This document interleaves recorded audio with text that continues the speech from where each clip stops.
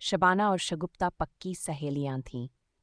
उनकी दोस्ती को देखकर घर परिवार वाले और पड़ोसी उन्हें दो जिस्म एक जान कहते थे। दोनों सहेलियों ने गांव में ही एक साथ पढ़ाई की थी। आगे की पढ़ाई के लिए गांव में स्कूल न होने, गरीबी और पर्दा प्रथा की वजह से उनके परिवारों ने आगे दिलचस्पी नहीं दिखाई। नतीजतन वे दोनों घर पर ही रहकर परिवार के साथ बीड़ी बनाने का काम करने लगीं। शबाना कब जवान हो गई, उसकी समझ में नहीं आया। घर के बड़े बूढ़े जब उसे टोकते, बड़ी हो गई है तू, ठीक से दुपट्टा ओढ़कर बाहर निकला कर, अकेले घूमने मत जाना। बहू, इसे नकाब ला कर दे, अब कोई छोटी बच्ची थोड़े ही है, बड़ी हो गई। वह सोचती, आखिर मुझ में ऐसा क्या हुआ है? जब मैं स्कूल जाती थी तब कोई कुछ नहीं कहता था। शगुफ्ता की शादी पास के गांव में हो गई और शबाना अकेली रह गई। दिल की बात कहने सुनने वाला कोई नहा। उसकी जिंदगी कैद के पंछी की तरह रह गई। बीड़ी बनाते और घर का काम करते करते उसका दम घुटने लगा। समय पंख लगाकर उड़ने लगा। जवानी शबाना को जिंदगी का मजा लूटने की दावत देने लगी। वह अंदर ही अंदर कसमसाने लगी। जब वह जवान जोड़ों को देखती तो उसकी बेचैनी और बढ़ जाती। शहनाई की आवाज़ सुनकर वह जोश में आ जाती।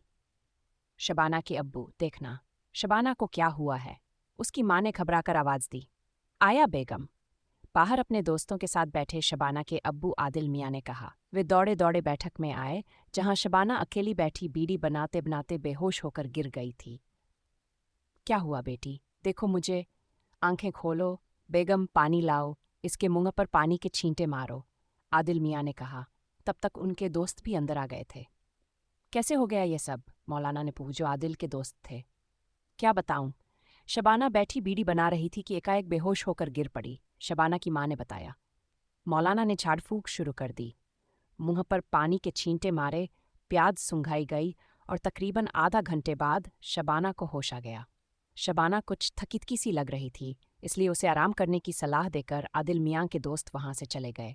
दूसरे दिन मौलाना ने जावेद मियाँ के घर पर दस्तक दी। दोनों बैठकर जमीला की बीमारी पर बातचीत करने लगे। देखो आदिल मियाँ, ऐसे हालात में लड़की की शादी करने में मुश्किल आएगी, मौलवी ने कहा। बात तो सही है, पर इसका कोई उपाय तो बताओ। शबाना के ठीक होते ही मुझे जैसा भी लड़का मिलेगा मैं उसकी शादी कर दूंगा, कहकर आदिल मियाँ चुप हो गए। ठीक है, मैं पता करता हूँ, फिर तुम्हें खबर करूंगा, मौलाना ने कहा। अब मैं चलता हूँ। तकरीबन हफ्ते भर बाद मौलाना आदिल मियाँ के घर दोबारा आए। आओ मौलाना, काफ़ी दिन बाद आना हुआ, आदिल मियाँ ने कहा। मैं तुम्हारे काम में लगा था। बड़ी मुश्किल से एक शख्स मिला है। उसका कहना है कि वह लड़की को ठीक कर देगा। कुछ वक्त लगेगा, पैसा भी खर्च होगा। जब तक झाड़फूंक चलेगी तब तक ये बात किसी तक न पहुंचे, वरना इल्म टूट जाएगा। मौलाना, मुझे हर शर्त मंजूर है। तुम आज से ही इलाज शुरू करा दो। अपनी बेटी की बेहतरी के लिए मैं कुछ भी करने को तैयार हूँ। मौलाना के मन में खोट था। उसने अपने एक दूर के साले शाहिद से इस पूरे मसले पर पहले ही बात कर ली थी। मौलाना ने उससे कहा था, देखो मियाँ, मैंने सौदा पटा लिया है। आदिल मियाँ की ज़मीन अपनी ज़मीन से लगी हुई है, हमें उसे हड़पना है। अब जाकर फंसा है। पहले तो बड़ी बड़ी बातें करता था, खेत जाने का रास्ता बंद कर दिया था, इसलिए मजबूरी में मुझे उससे दोस्ती करनी पड़ी। तुम ऐसी चाल चलो कि आदिल की ज़मीन बिक जाए और वह मुझे मिल जाए। शाहिद एक शातिर बदमाश था। उसकी बीवी उसकी हरकतों से तंग आकर पिछले 8 सालों से अपने मायके में बैठी थी। गांव के भोले भाले लोगों को गंडे तावीज बनाकर देना, उनसे रकम ऐंठना उसका पेशा था। शाहिद ने आदिल मियाँ के घर आकर अपना काम शुरू कर दिया। शुरू शुरू में तो शबाना को कुछ अच्छा न लगा, लेकिन अकेले में पराए मर्द को पाकर वह धीरे धीरे खुश रहने लगी। जब शाहिद को महसूस हुआ कि शबाना उसकी ओर खिंच रही है, तो उसने आदिल मियाँ से कहा, आदिल साहब, कुछ ज़रूरी काम से मैं 1-2 दिन के लिए घर जा रहा हूँ, लेकिन जल्दी ही वापस आ जाऊंगा। जाने से पहले मौलाना और शाहिद के बीच साजिश की लंबी बात चली। इसी के तहत वह अचानक अपने घर चला गया। इधर आदिल मियाँ परेशान हो उठे, क्योंकि शबाना फिर से बार बार बेहोश होने लगी थी।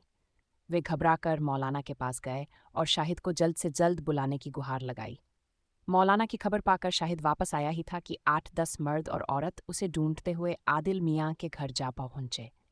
वे सभी गुजारिश करने लगे, जोगी बाबा, गांव वापस चलो, हम सब परेशान होने लगे हैं। इसी बीच मौलाना ने आकर लोगों को समझिया कि आपके जोगी बाबा 3 दिन बाद आपके पास आ जाएंगे। रात में शाहिद उर्फ जोगी बाबा के शरीर में भयानक हलचल होने लगी और वह जोर जोर से हंसने लगा। घर के सभी लोग जाग गए। बाहर से आए उसके चेले दुआ मांगने लगे, परेशानी से बचने के उपाय पूछने लगे। जोगी बाबा का गुस्से से भरा मिजाज देखकर सब डर गए। शाहिद ने बताया कि आदिल के घर के पीछे किसी ने काला जादू कर दिया है, उसे निकालकर नदी में डाल दो, पर सावधान, किसी की जान जा सकती है। 5 क्विंटल पुलाव बनाकर फातिहा दिलाओ और पहले कहीं से काले जादू की पुड़िया ढूंढो। ज्यादा से ज्यादा लोगों को खाना खिलाओ। जोगी बाबा जो कहे वह करो, सब ठीक हो जाएगा। काफी मशक्कत के बाद आखिर कपड़े में लिपटी एक पुड़िया मिल गई। उस पुड़िया में हड्डी, काजल, सिंदूर, अनाज, काली चूड़ी वगैरह मिली। शक अब यकीन में बदल गया। आदिल मियाँ बात को समझे। मौलाना ने कहा, बच्ची प्यारी है या जायदाद? तुम ऐसा करो कि मेरे नाम जमीन की रजिस्ट्री कर दो, पूरा करना खर्चा मैं करता हूँ। जब पैसा हो तो मेरा पैसा लौटा देना और जमीन वापस ले लेना। मौलाना ने अपनी चाल से आदिल को फांस लिया। अंधविश्वास में फंसे आदिल ने मौलाना की बात मानकर जमीन की रजिस्ट्री उनके नाम कर दी। इधर शाहिद उर्फ जोगी बाबा ने ऐसी चाल चली कि शबाना ने अपने आप को उसके हवाले कर दिया। अब वे दोनों बीमारी की आड़ लेकर जिंदगी का मजा लूटने लगे। झाड़फूंक के बहाने अब दोनों को कोई नहीं रोक पाता था। शबाना को जब से पराए मर्द का चस्का लगा था तब से वह खुश रहने लगी थी। उसके माँ बाप इसे जोगी बाबा की झाड़फूंक का नतीजा मान रहे थे। धीरे धीरे साल पूरा होने को आया। उसके माँ बाप को शबाना की शादी की फिक्र होने लगी और वे लड़के की तलाश में जुट गए। इस बात की भनक शाहिद को लग गई। वह मौका पाकर वहां से रफू चक्कर हो गया। इसी बीच शबाना की शादी पक्की हो गई, लेकिन एक दिन वह अचानक बेहोश होकर गिर पड़ी। लोगों के जगचोड़ने पर भी होश नहीं आया तो उसे अस्पताल ले जाया गया। लेडी डॉक्टर ने जांच करने के बाद कहा, हमने बच्ची को देख लिया है, अब वह होश में आ गई है। आप उसका ख्याल रखिए, भारी चीज न उठाने दें, क्योंकि आपकी बेटी माँ बनने वाली है। लेडी डॉक्टर की ये बात सुनकर आदिल, उसकी बेगम और रिश्तेदारों के पैरों के नीचे से जमीन खिसक गई। उनकी शबाना डोंगी जोगी के प्यार में लुट चुकी थी। तो दोस्तों, वीडियो अच्छी लगी हो तो चैनल को सब्सक्राइब ज़रूर करें। मिलते अगली वीडियो में, तब तक के लिए love you and take care.